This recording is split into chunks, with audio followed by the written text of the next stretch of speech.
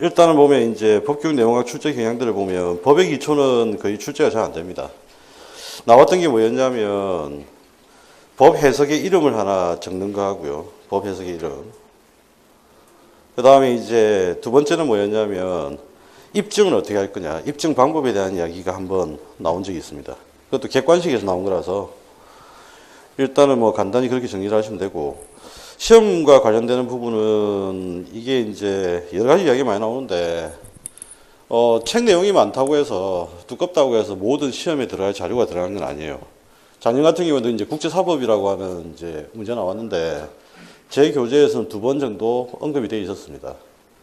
그러니까 일단은 이제 책이 그렇게 뭐 두껍다라고 할 수는 없지만 시험에 필요한 내용들은 다 들어가 있기 때문에 뭐 전혀 걱정하실 필요는 없고, 그 다음에 시험은 출제는 헌법하고 민법, 형법을 중심으로 출제가 됩니다. 뭐 각종 소송법이니 그 다음에 뭐 민법에서 아주 채권법까지 깊게 들어가야 된다든지 뭐 그런 건 전혀 없으니까 걱정하지 마시고 지금 일단 교재에 좀 집중을 해주시면 충분할 것 같아요. 그 다음에 이제 헌법에서는 주로 이제 어디서 물어보냐면 기본권 파트를 굉장히 힘들어 많이 하시는데 기본권 파트는 사실 시험에 거의 안 나옵니다. 그러면 이제 어디에서 집중되냐면 헌법재판론이 가장 핵심이에요. 그 다음에 이제 기본권 총론에서 우리가 이제 기본권을 어떻게 제한할 것이냐 문제가 두 번째 중요합니다. 그거는 시험에 돌아가면 나오기 때문에 그 두 가지에 가장 집중을 하셔야 되고요. 그 다음에 그 헌법에서 통치구조 파트는 정치에서 주로 출제가 되지 그 헌법에서는 주로 출제가 안 됩니다. 공무원 시험 준비하면 다릅니다. 공무원에서는 당연히 통치구조가 굉장히 중요해요. 헌법 파트에서. 그런데 우리는 정치 교육하고 법 교육을 같이 하기 때문에 통치 구조는 그렇게 중요한 의미가 우리에게는 없다. 그래서 간단히 좀 정리하시면 되고요. 그래서 일단은 이제 헌법 총론도 거의 시험에서 출제가 안 되고 기본권 총론 같은 경우에는 37조 2항 기본권 제한을 어떻게 할 것이냐 그 부분을 중심으로 출제가 되고, 나머지 대부분 헌법 재판론이기 때문에 헌법 재판론을 중심으로 헌법은 정리를 하시면 됩니다. 그 다음에 이제 행정법은 거의 출제가 잘 안 됩니다. 요즘에 이제 행정법의 내용들이 거의 사라지고요. 거의 지금 3년째 거의 출제가 안 되고 있거든요. 예, 많이 출제가 된다 하더라도 행정구제밖에는 거의 출제할 수 있는 게 별로 없어요. 그래서 행정구제 파트라고 한 다음에 이제 국가배상 청구권, 손실보상 청구권, 행정쟁송제도, 예, 그걸 중심으로 일단 학습을 하신다고 생각하시면 되고요. 그 다음에 이제 형법 같은 경우에는 범죄 성립이 제일 중요합니다, 당연히. 그 위에는 형법의 기초 파트 같은 경우에는 우리가 이제 유념해야 될 게 죄형법정주의, 그 다음 형법의 적용 범위 정도. 죄형법정주의와 형법의 적용 범위 정도. 그 정도 정리를 확실하게 해두시면 뭐 크게 문제는 없고요. 그 다음에 이제 범죄 성립과 관련되는 부분은 범죄 성립이 되려면 3단계가 필요합니다. 구성 요건에 해당해야 되고요. 그 다음에 이제 두 번째는 위법성을 갖춰야 되고, 그래서 이거는 반드시 이름을 나중에도 우리가 확인해 볼 테지만 일단은 정확하게 기억을 해 두시기 바랍니다. 구성 요건 해당성을 갖춰야 되고, 두 번째는 위법성을 갖춰야 됩니다. 위법성을 갖춘다는 말은 위법성이 조각이 되면 안 된다고 이야기해요. 그래서 주로 이제 위법성 조각에 대한 이야기들을 우리가 공부를 하게 되거든요. 그러니까 위법성을 갖춰야 된다. 위법성이 조각되어서는 안 된다. 일단 이걸 이제 유념하고 우리가 분석을 할 때 주로 이걸 중심으로 위법성 조각 사유를 중심으로 해서 우리가 살펴보게 됩니다. 그 다음 세 번째는 뭐냐면 책임이 있어야 됩니다. 위법성을 갖추게 되면 그 다음에 책임을 물을 수 있어야 돼요. 책임은 무슨 뜻이냐면 비난 가능성이에요. 비난 가능성. 과연 비난할 수 있겠는가 그 이야기인데, 한번 이제 예를 들면 이런 거죠. 지금 초등학교 2학년짜리 학생이 한 명 있는데 그 초등학교 2학년 학생한테 2학년 학생이 소위 말하는 이제 남의 물건을 훔친 겁니다. 그럼 초등학교 2학년짜리 애한테 우리가 비난할 수 있을까? 어찌 생각하시옵니까?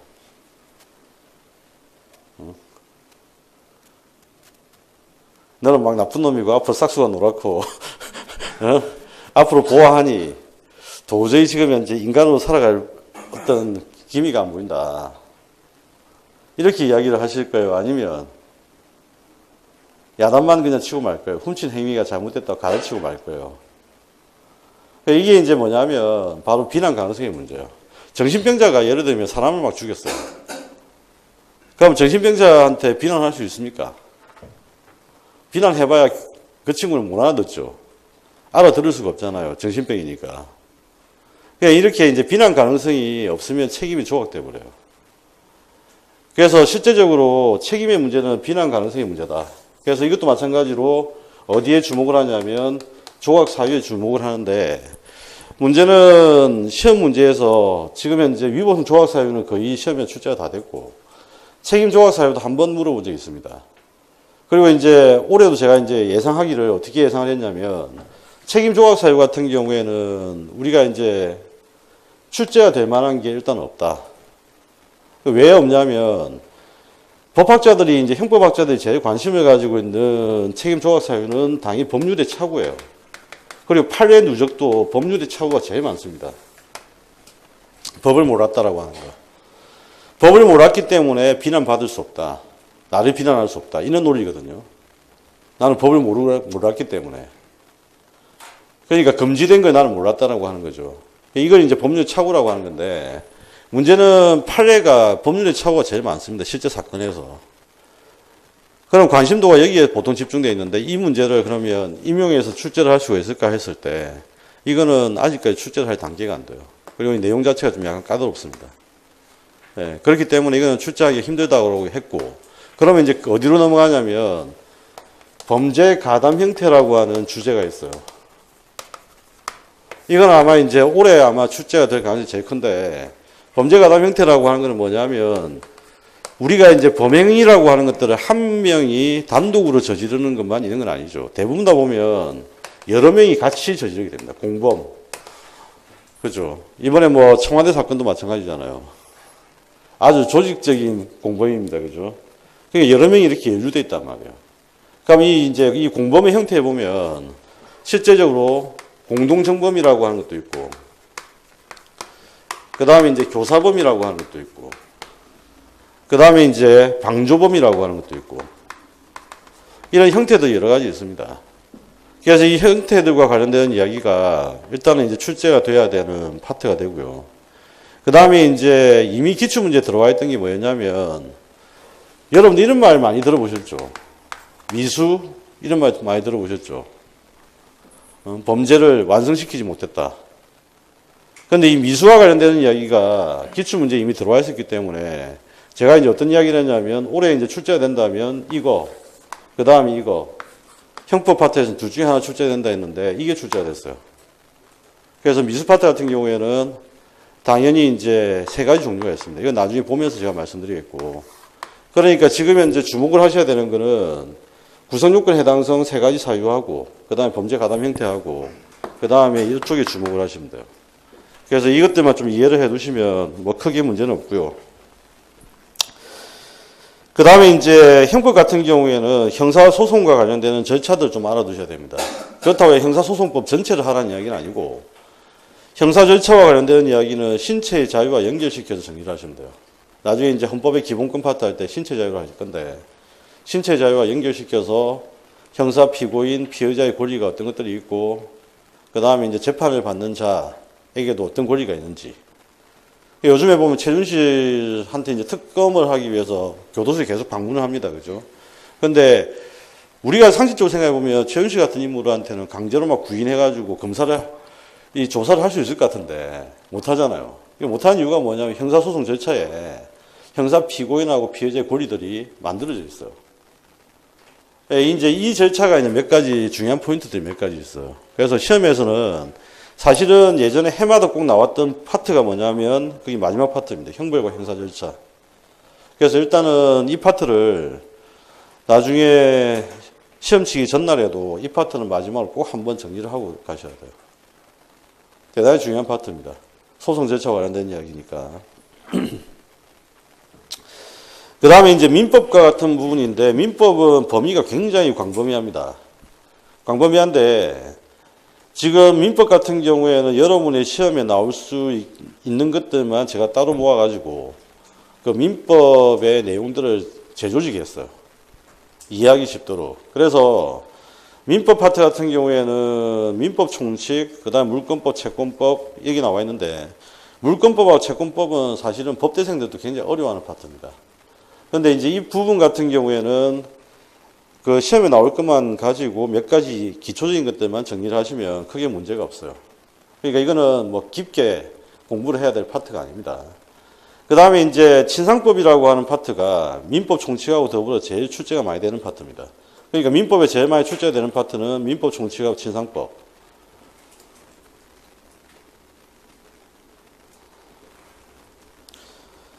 그 다음에 이제 물권법이라고 하는 것도 있고요. 그 다음에 채권법이라고 하는 게 있는데, 이거는 이제 이름만 계속 입에 좀 익혀두시면 처음 공부하시는 분들은 이게 용어가 낯설어요. 그냥 법률 용어, 법이 어려운 이유가 일상에서 보통 쓰는 용어가 아니죠. 예. 그러니까 이거는 입에 자꾸 익혀두셔야 돼요.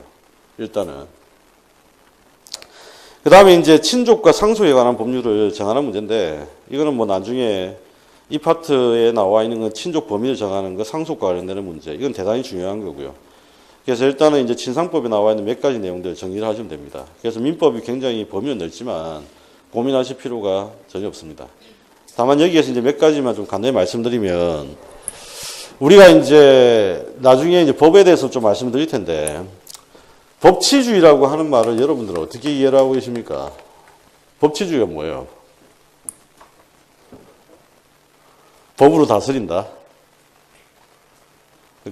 다스린다라고 되면 국민이 지배의 대상이 되잖아요. 그죠? 법치주의의 원래 뜻은 다스린다가 아니에요. 다스린다가 아니고 사적인 영역이 여기 있습니다. 사적인 거. 사적인 거 여기 있는데, 사적인 거는 무조건 최대한 보장입니다. 기본권도 기본적으로 기본권 보장이 원칙이지 기본권 제한이 원칙이 아닙니다. 이걸 이제 법을 공부하는 사람들이나 이런 사람들이 자꾸 오해를 하는데, 그게 원래 취지가 아니에요. 최대한 사적인 건 보장해 주는 게 우리의 체제입니다. 체제. 그러면 이제 최대한 보장을 해주는 거다. 그러면 이 말은 무슨 말이냐면, 국가가 사적인 영역에 함부로 개입하거나 간섭해서는 안 된다는 이야기예요. 그러면 이제 국가가 여기에 사적인 부분에 제한을 하려면, 정부가 제한을 하려면 반드시 뭐가 달리냐면 요건이 달려야 돼요. 어떤 요건이 달려야 될까요? 법의 허락을 받아라, 그 말이에요. 법에 규정되어 있는 것만 간섭을 하고, 법에 규정되어 있지 않으면 간섭을 해서는 안 된다. 그러니까 법치주의는 국가 권력의 행사를 제한하는 원리이지, 국가 권력의 행사를 제한하는 원리이지 국민들을 다스리거나 지배하거나 이런 이유로 지금 적용되는 원리가 아닙니다. 법치주의는. 오해를 하시면 안 됩니다. 다시 한번 정확하게 이해를 하세요. 법치주의라고 하는 것은 정부가 사적인 영역에 개입을 할 때 반드시 법에 근거해서 제한을 해야 된다, 그 이야기예요. 이게 법치주의입니다. 그래서 이 말 뜻을 잘 이해를 해야 됩니다. 왜 이해를 해야 되냐면, 법에 근거해서 제한해야 된다라고 하는 이 부분과 관련되는 부분이, 법치주의가 관련되는 부분이 바로 대표적인 게 행정법이고 형법의 이야기예요. 민법은 법이 적용되는 게, 보충적으로 적용되는 게 민법의 성격입니다. 그러니까 여기는 제일 중요한 게 뭐냐면 사적 자치가 제일 중요해요. 개인들끼리 의사의 합치가 제일 중요한 겁니다. 그러니까 민법은 제가 고시 공부할 때도 이제 좀 그랬는데, 민법을 이렇게 쭉 읽었어요. 처음에 이제 민법 공부하기 전에, 민법 안구도 모를 때. 민법을 이렇게 1조부터 쭉 읽었는데, 민법의 내용들을 보니까 너무 상식이 맞는 거예요. 이게 상식이 맞는 건데 이걸 굳이 외워야 되나 생각해 보니까. 그러니까 이거는 예를 들면 어떤 사람한테 피해를 줬으면 당연히 뭘 해야 됩니까? 손해배상해야 됩니다. 사과해야 되죠. 민법에 보면 사죄 강구가 있고 불법 행위에 대한 손해배상을 해줘야 된다는 규정이 있어요. 그거 법률 없어도 압니다. 그러니까 민법의 내용들은 대부분 다 사람들 사이에 뭔가 일이 일어나면 당연한 거예요. 예를 들면 어떤 사람과 어떤 사람이 예를 들면 물건을 판매하는 계약을 약속을 했다. 그럼 당연히 돈을 줘야 되고 당연히 어떻게 물건을 넘겨줘야 되는 거죠. 이런 내용들이 전부 다 민법의 내용들이에요. 그러니까 사적 자치의 내용은 크게 두 가지로 나눠집니다. 하나는 뭐냐면 재산적인 부분이 있고 민법이 규정하는 게, 하나는 뭐냐면 가족적인 부분이 있어요. 가족적인 부분이. 그 혼인도 사실은 계약입니다. 혼인 계약이거든요. 민법상에 볼 때는. 그러니까 이게 계약적인 거기 때문에 소위 말하는 계약이라고 하는 건 언제든지 파기를 할 수가 있죠. 그럼 이혼은 뭐냐면 계약을 해제하는 거예요. 해제하는 겁니다. 계약을 해제. 그래서 민법은 기본적으로 당사자가 의사의 합치를 통해서 계약을 하고 그 다음에 이 계약은 상황이 바뀌게 되면 언제든지 해제나 해지를 할 수 있는 구조로 되어 있어요. 이게 기본입니다. 구조가. 그래서 재산 영역과 관련되는 부분에 두 가지가 있습니다. 하나는 뭐냐면 아까 좀 전에 봤던 거 물건 있죠. 물건. 이거는 뭐냐면 물건에 대한 권리를 표시하는 겁니다. 물건에 대한 권리를 표시하는 거. 예를 들면 내가 집을 샀잖아요. 집을 샀는데 만약에 내가 이거에 대해서 내 권리를 표시 안 하면 어떤 일이 발생해? 다른 사람이 문 열고 들어와 그냥 잘 수도 있고. 그 다음에 지금 이제 내 물건을 함부로 쓸 수도 있고. 그렇잖아요. 그러니까 이걸 표시를 반드시 해야 돼요. 그러니까 물건에 대한 권리를 표시하는 거. 이게 물건이에요. 채권은 뭐냐면 약속입니다. 말 그대로. 자, 약속이라는 말이 있으면 그 다음에 거기에 대응되는 말은 무슨 말일까? 무슨 말이 필요할까요? 약속이 있으면 이행을 해야 된다. 맞죠? 약속을 했으면 약속 이행을 해야 되잖아요. 그러니까 채권의 내용은 뭐냐면 금전 거래든 아니면 물건 거래든 어떤 약속을 했고 이걸 계약이라고 합니다. 법적으로. 약속을 했고 이 약속에 대해서는 당연히 이행을 해야 돼요. 이행을 해야 됩니다. 한쪽에서는 이거 이행을 요구할 수 있죠. 빚쟁이들이 맨날 어떻게 하죠? 빚받으러 옵니다. 독촉하죠. 왜 그런 거예요? 빚받을 권리가 있는 거지. 이행을 요구할 수 있는 권리가 있는 겁니다. 약속을 했으니까. 그러니까 이게 이제 이걸 다루는 게 채권법이고, 그 다음에 아까도 이야기했다시피 물건에 대해서, 물건을 지배할 수 있는 거, 물건에 대한 권리를 표시하는 거, 이게 물건입니다. 가족은 크게 두 가지입니다. 혼인을 통해서 이제 가족이 됐잖아요. 그죠? 그럼 이것도 표시를 해야 돼요. 가족 표시를 해야 됩니다. 그래서 이거는 일단 기본적으로 가족이라고 하는 거, 친족의 범위를 나타내는 거, 친족이 어디까지가 친족인지. 드라마에 보면 그런 거 많죠. 이제 우리가 드라마 같은 데 보면 예를 들면 형부하고 처제가 이제 사랑을 하는데 문제는 이 둘은 과연 결혼할 수 있을까? 뭐 이런 드라마. 그 다음에 또 겹사돈이 막 있습니다. 그죠? 근데 겹사돈이 안 될까? 뭐 이런 거. 그 다음에 또 가장 이제 비극적인 경우는 뭐냐면 둘이가 사랑했는데 갑자기 이 둘의 부모님들이 C하고 D가 갑자기 결혼을 하는 일이 발생합니다. 그래서 이 둘은 서로 헤어져야 되는지 고민합니다. 나중에 말씀드리겠지만 이 둘은 헤어질 필요가 전혀 없습니다. 예, 이건 법적으로 아무런 하자가 없어요. 겹사돈도 법적으로 아무런 하자가 없습니다. 그런데 형부하고 처제는 절대 안 됩니다. 예, 형부하고 처제가 이제 그런 일이 발생하려면 형부가 거의 2번 결혼을 해야 돼요. 2번 결혼하고 다시 돌아와야 됩니다. 그러니까 이거는 법적으로 안 되는 거고, 이거는 이제 가능합니다. 이거는 왜 그러냐면 친족이 법률상 범위 때문에 그래요. 그래서 친족의 범위를 반드시 기억을 하셔야 되겠고, 친족이 이제 확정이 되어야 뭐가 이제 확정이 되냐면 상속을 누가 받을지 결정이 돼요. 그래서 이 친족의 범위가 중요한 이유는 딴 게 아니고 상속을 누가 받을지. 그죠? 아버지의 재산, 돌아가신 분의 상속을 누가 받아야 되는지 이 부분 때문에 하는 거다. 그래서 저걸 다루는 게 민법이다라고 보시면 됩니다. 그래서 우리가 생활과 제일 관련되는 게 친상법이잖아요. 그죠? 친족과 상속법.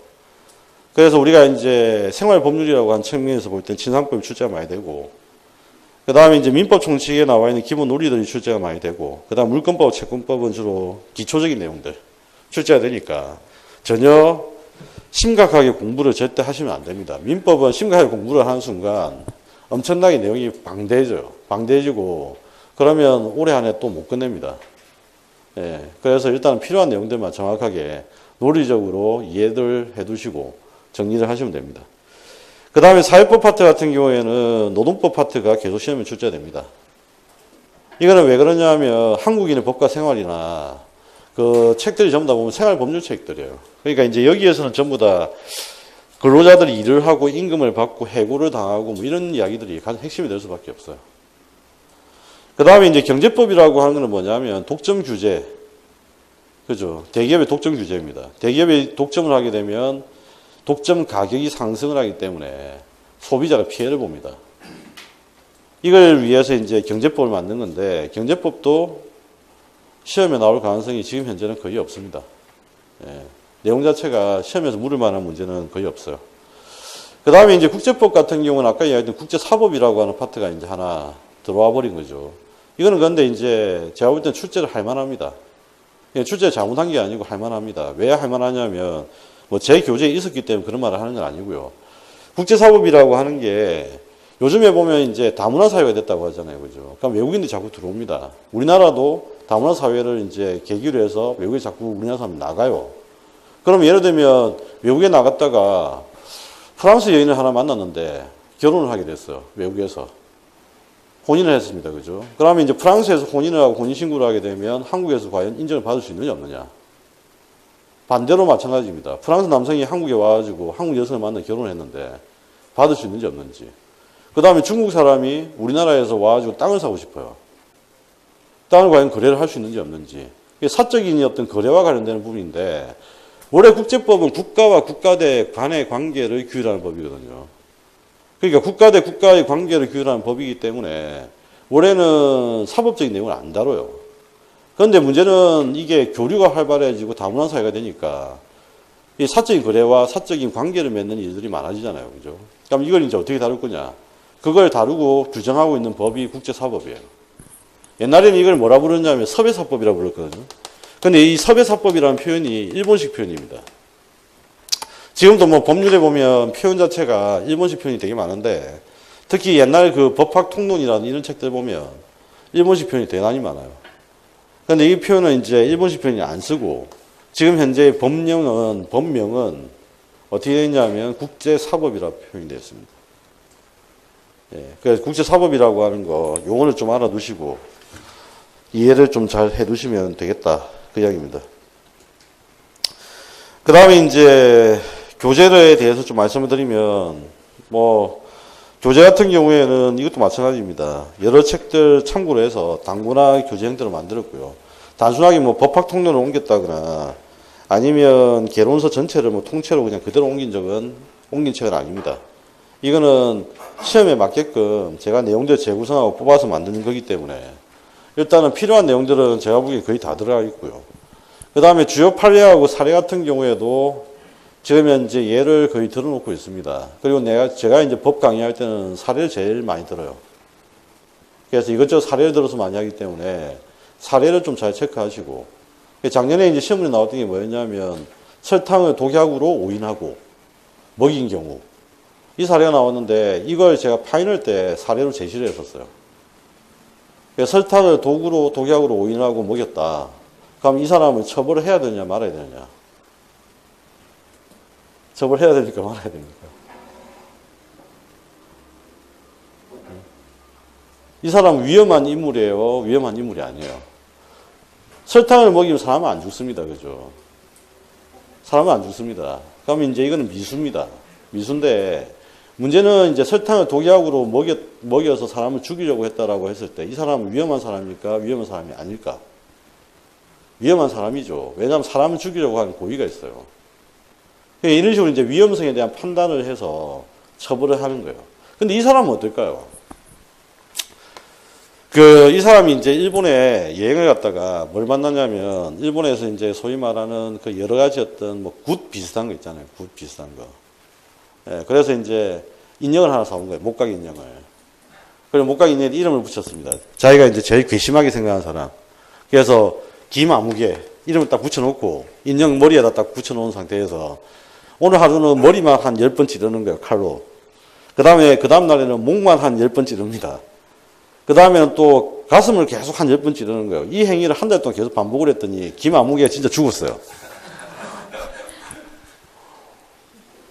이거는 처벌을 해야 됩니까? 말아야 됩니까? 이건 환각범입니다. 환각범. 환각에 빠진 거죠. 사실은. 죽일 수 있다라고.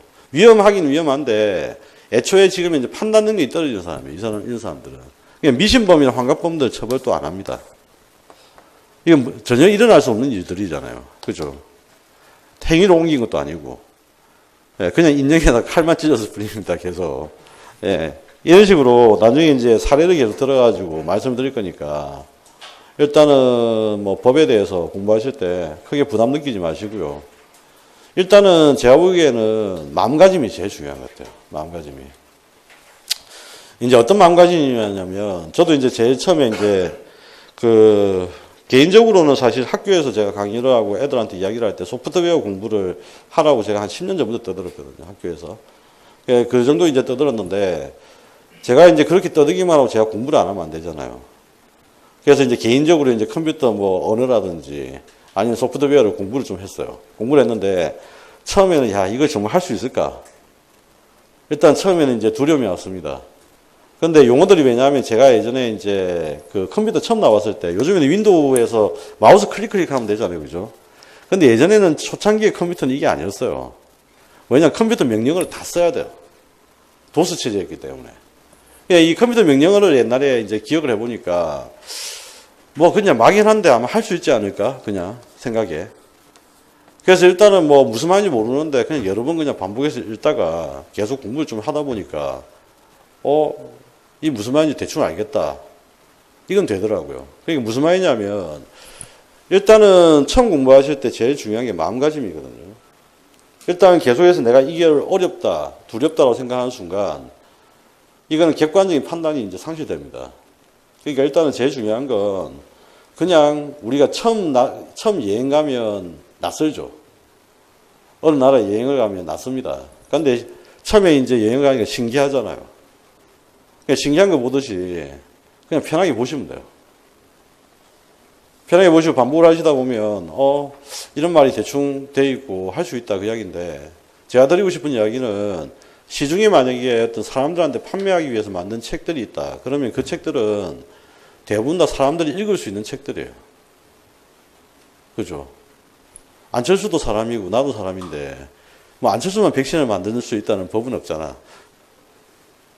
그거는 기본적으로 사람들이 노력을, 시간 투자를 얼마나 하느냐의 문제고, 그래서 일단은 기본적으로 할 수 있는 것들이 전부 다 책으로 만들어져 있고 말로 써져 있는 거기 때문에 일단 부담 느끼지 마시고 그냥 편하게 좀 접근하시면 돼요. 네. 자, 그리고 이제 기출 문제가 교재에 반영되어 있으니까 뭐 충분히 고민을 좀 덜 하셔도 되고요.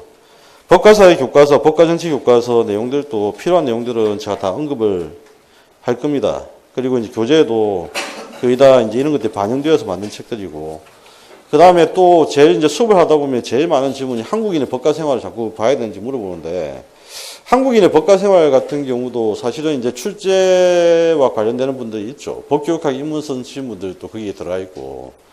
그런데 이제 한국인의 법과 생활도 교재에 이제 필요한 내용들 다 넣어놨어요. 굳이 한국인의 법과 생활을 따로 막 보셔야 되는 어떤 그런 부담감은 안 가지셔도 됩니다. 수업 중에 다 언급을 할 것이고, 그래서 일단은 그 부분들을 좀 신뢰를 하시고 책을 여러 번 반복하시고, 그 다음 기출문제 분석 잘 하시고, 그러면 뭐 출제 범위와 관련되는 부분은 해결될 수 있을 거다. 일단 그렇게 생각을 하거든요. 예. 그 다음에 이제 계속해서 제가 이제 뭐 예상되는 거, 중요한 거, 이건 말씀을 드릴 테니까 그 부분들을 꼭 참고하셔가지고 그렇게 하시면 됩니다. 그 다음에 이제 시험 대비 방향하고 연간 강의 진행이라든지 이런 파트 같은 경우에는 우리가 이제 지난번 교육론 오리엔테이션 할 때 다 한 거라서 그냥 안 하도록 하겠습니다. 그죠? 아직까지 이제 백지 쓰기 실행은 많이 안 해보실 텐데, 그리고 뭐 책을 읽는 것도 할 시간이 없었죠, 어제. 그죠? 늦게 마쳤으니까. 그러니까 일단은 이제 다음 주에 한번 정리를 하시고 복습하면서 한번 해보시고요. 그 다음에 이제 오늘부터 이제 하려고 하는 게 뭐냐면, 매 수업 시간마다 10분을 제가 여러분들한테 드릴 겁니다. 여러분들한테 드리고 제가 진도를 정해줄 겁니다. 그럼 여러분들 10분 동안에 그 양을 미친 듯이 읽어야 됩니다. 그 원래 공부는 어떤 느낌으로 해야 되냐면 시험치기 10분 전 느낌으로 공부하시면 집중력이 제일 커져요.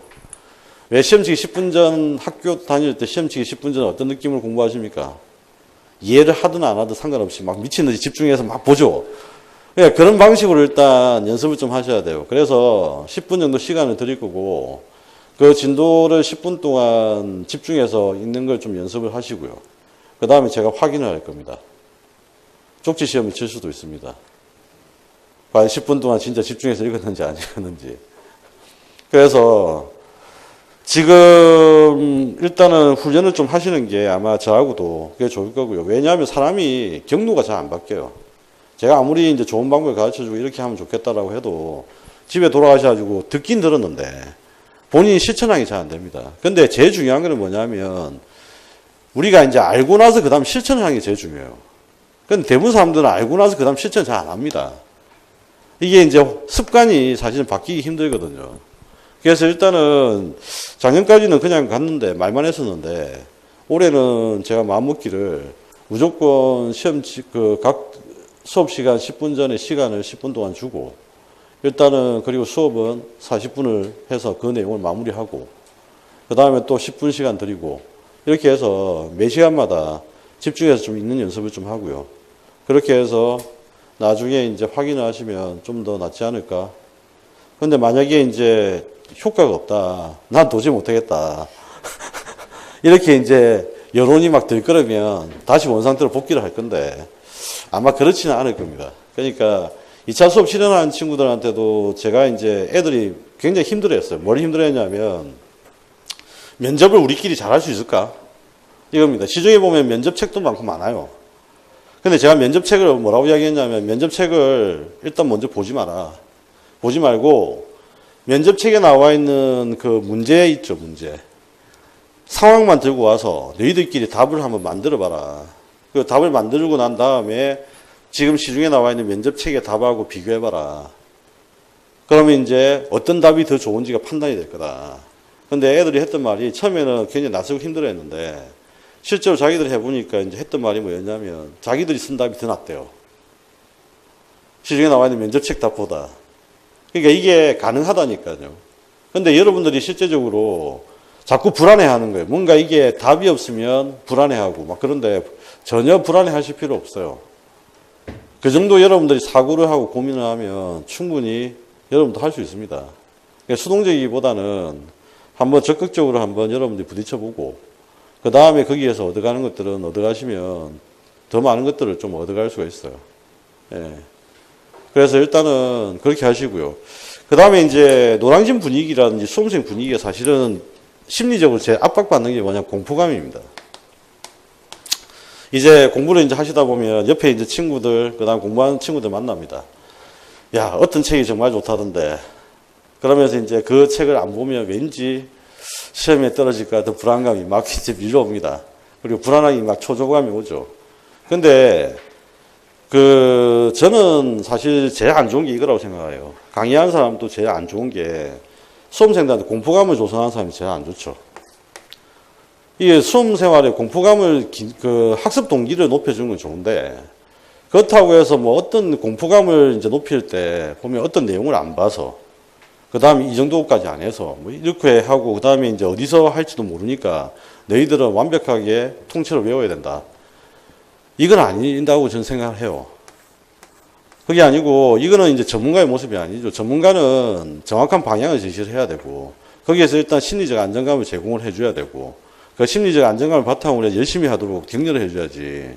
이게 뭐 지금 현재 시험 범위는 엄청나게 넓고, 그 다음에 복잡하고, 그 다음에 그렇기 때문에 너희들은 학원에 나와 수업을 반드시 들어야 되고, 이런 식의 이제 이야기를 하고, 그 다음에 독려를 해서 지금 현재 공포감을 조성하는 거, 시험 칠 때까지. 그래서 각종 이야기가 이제 흘러나옵니다. 어떤 책을 봐야 되고, 그 다음에 그 책을 안 보면 안 될 것 같고, 야, 지금 현재 이렇게 이런 말이 나오더라. 그거 아무런 들을 거 없는 이야기입니다. 예. 그러니까, 그건 그냥 개소리라고 생각하시고요.